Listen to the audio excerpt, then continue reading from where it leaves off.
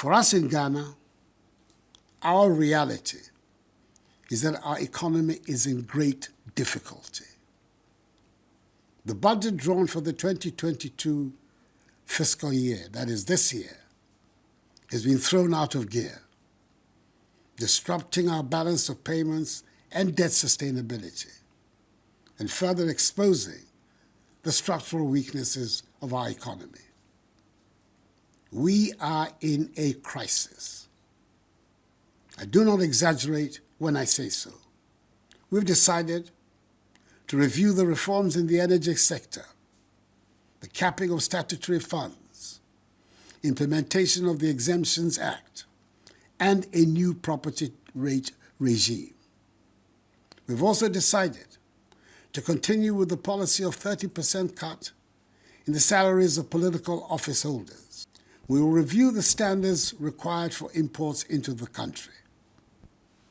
We will prioritize the imports, as well as review the management of our foreign exchange reserves in relation to imports of products such as rice, poultry, vegetable oil, toothpicks, pasta, fruit juice, bottled water, and ceramic tiles, and others.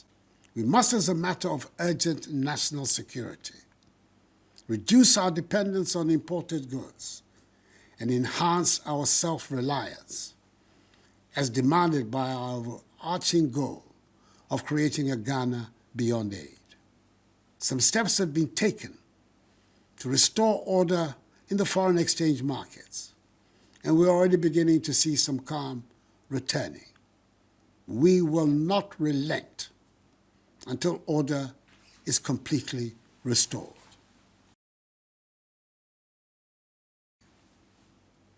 I know that the increasing cost of living is the number one concern for all of us.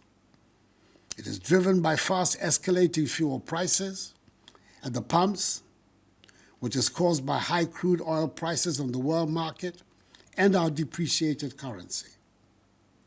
I know that this is putting intolerable pressure on families and businesses. I know that people are being driven to make choices they should not have to make. And I know that it has led to the devaluation of capital of traders and painfully accumulated savings. Furthermore, government is working to secure reliable and regular sources of affordable petroleum products for the Ghanaian market. It is expected that this arrangement, when successful, coupled with a stable currency, will halt the escalation of fuel prices and bring relief to us all.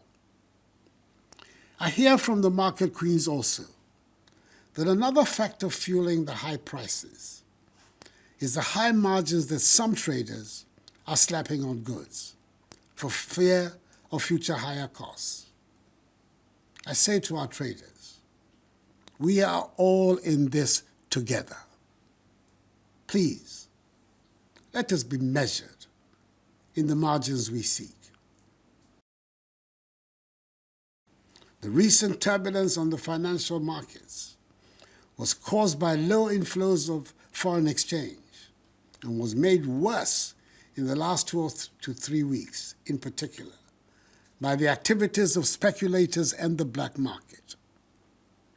An anonymous 2-minute audio message on a WhatsApp platform predicting a so-called haircut on government bonds sent all of us into banks and forex bureaus to dump our CDs, and before we knew it, the CD had depreciated even further.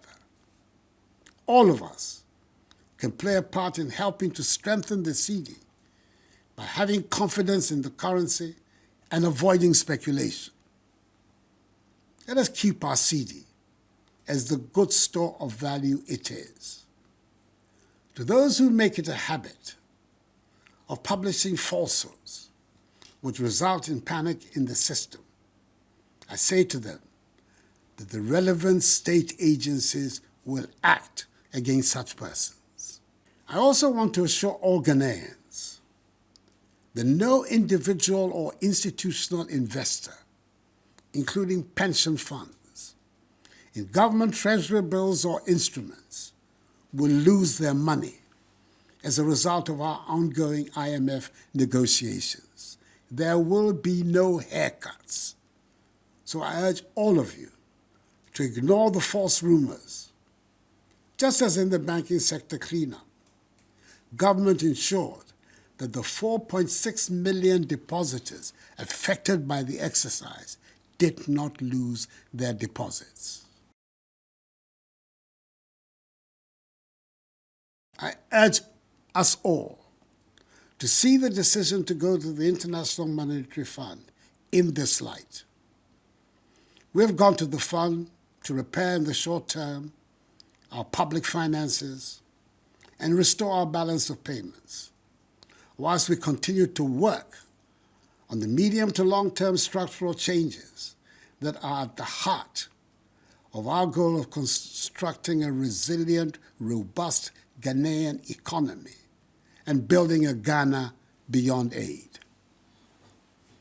I'm able to report to you, my fellow Ghanaians, that the negotiations to secure a strong IMF program, which will support the implementation of our post-COVID-19 program for economic growth and additional funding to support the 2023 budget and development program, are at advanced stages and are going well.